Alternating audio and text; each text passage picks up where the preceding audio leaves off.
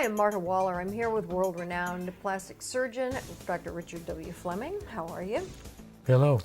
Let's talk about brow lift, how it can enhance one's face and at the same time help your vision, and when it should be the first choice ahead of blepharoplasty. You've asked a lot of questions there. Let me take them step by step. Okay, I'll just listen. First of all, the brow lift, the forehead lift, is not a new concept. I mean, it was described in the early 1900s, so this is not new.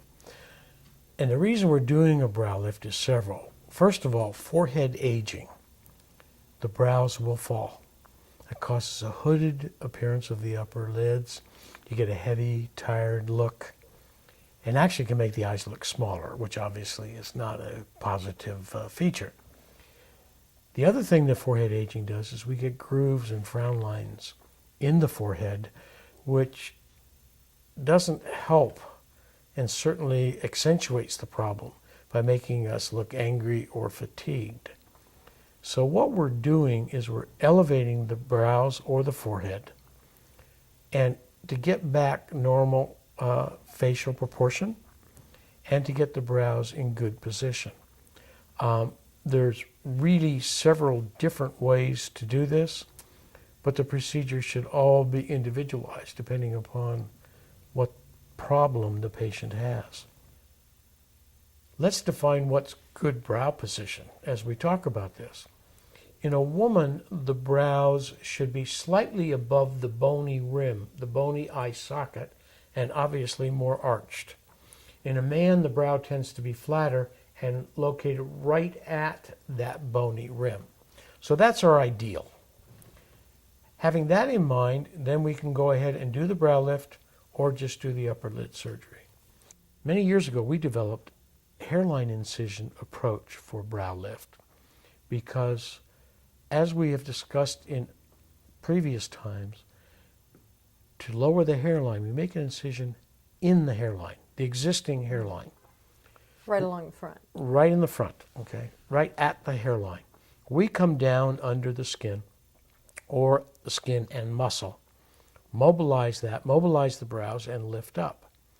What we're then removing is bald skin in front of and below their existing hairline. So we use this technique when we want to lower the hairline as part of our brow lift, or in patients we want to maintain their hairline. Because the other techniques that I talked about, we're going to raise the hairline. So in those 90% that have a high hairline or normal hairline, we can maintain it or alter it favorably by using this hairline incision. We camouflage this incision by burying the follicles, hair follicles, under the skin closure, which grow through and in front of the scar. So when it's complete, we can style the hair any way we choose. It's not an obvious incision at all. In fact, it can't really be seen. There's many indications for a brow lift. Low brows, obviously. Right. When you have horizontal grooves, wrinkles in the scalp. When you have the vertical lines, the frown lines between the eyebrows. When you have transverse creases at the root of the nose, which is very common. And we also can use the technique for those people who need bony contouring. You see individuals that have a very harsh bony prominence immediately above their brows. It makes them look angry or sinister. So we can apply this hairline, forehead, brow lift for many different problems, which we do.